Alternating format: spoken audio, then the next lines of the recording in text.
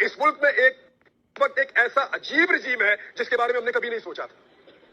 हमने नहीं सोचा था कि कभी ये हुकूमत ऐसी आएगी जो मना करेगी कि फलस्तीनियों के हक के लिए ना निकलो, इसराइल के खिलाफ आवाज ना उठाओ। क्या ये रियासत तस्लीम कर चुकी है और बता नहीं रही? क्या हमने इसराइल की बालादस्ती तस्लीम कर ली है? क्या हमने मान लिया कि फलस्तीनी बस अब खत्म हो जाएंगे, उनको जीने का हक अब नहीं है?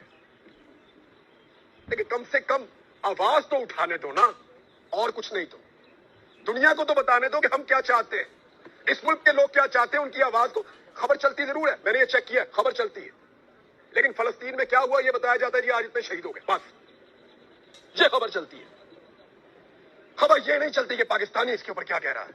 मुझे अच्छी तरह याद है प्रोमोज बनते थे, मुझे अच्छी तरह याद है स्पेशल सेगमेंट्स होते थे, मुझे अच्छी तरह याद है स्पेशल बुलेटिन होते थे, ट्रांसमिशन होती थी कश्मीर के मामले के ऊपर। साहब हो रही है?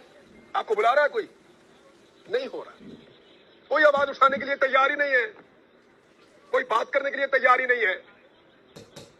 अभी जब ये कल मैं खबर पढ़ रहा था ना, दिल को अच्छा लग रहा था कि नॉर्वे ने, स्पेन ने, आयरलैंड ने फलस्तीन को तस्लीम किया, लेकिन साथ ही मेरे ख्वाब टूट गए जब मैंने मुशाहिद हुसैन सैयद को सुना कि पाकिस्तान की मिलिट्री हाई कमान वो क्या कर रही थी कि हम इसराइल को तस्लीम कर देंगे।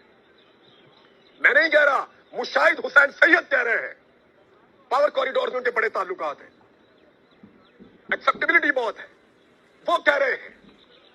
अलामा राजा नासिर अब्बास साहब ने कहा है, उन्होंने कहा जनरल बाजवा ने हमें कहा एनडीयू में इसराइल के सफारतखाने के हवाले से, एक तरफ हम ये खबर पढ़ रहे हैं कि वो गोरे गैर मुस्लिम वो फलस्तीन को तस्लीम कर रहे हैं, साथ ही दूसरी खबर अब ये पढ़ रहे हैं कि यहां पाकिस्तान के अंदर जो करता धरता और ताकतवर लोग हैं वो इसराइल को तस्लीम करने की बात कर रहे हैं। दिल ही टूट गया, तकलीफ हुई है। 70 साल हमें यह बताया गया कि फलस्तीन को और कश्मीर को आजादी लेकर देनी है। हमने जब नई बंदूक खरीदी, ये सोचकर खरीदी, मैं अपने बाप दादा से आपको बता रहा हूं, जब नई बंदूक खरीदी ये सोचकर खरीदी कि कभी वक्त आया ना तो कश्मीर और फलस्तीन इसके हक के लिए ये इस्तेमाल हो जाए तो अल्लाह हमसे राजी हो जाएगा। हमेशा ये सोचा। लेकिन आज रियासत की क्या पॉलिसी है किसी को समझ आ रही है? मुंह से कहते हैं हम फलस्तीन के साथ खड़े हैं, और जो फलस्तीन के साथ खड़ा है उसको गाड़ी के नीचे भी देते हैं, डंडे से भी मारते हैं, उसको गिरफ्तार भी करते हैं, उसका स्पीकर भी उठाकर ले जाते हैं, ज्यादती कर रहे हैं। लेकिन ये सारी चीजें तारीख में लिखी जा रही हैं। ऐसा नहीं है कि इनसे जान छूट जाएगी। ये सब रिकॉर्ड का हिस्सा है कि कौन आया, किसने क्या कहा और उसके दौर में क्या हुआ। कल हम किसी को मंजन नहीं बेचने देंगे, साहब गवा रहिएगा। या जो चीजें समझ आ रही है वो ये आ रही है कि शायद हमारी रियासत मसला फलस्तीन के ऊपर कुछ डिसाइड कर चुकी है जो अभी हमें नहीं पता, ऐसा लगता है। और वो लोग जो पावर कॉरिडोर में उठते बैठते हैं वो अब वक्तन फवक्तन इस किस्म के स्टेटमेंट्स देना शुरू हो गए हैं।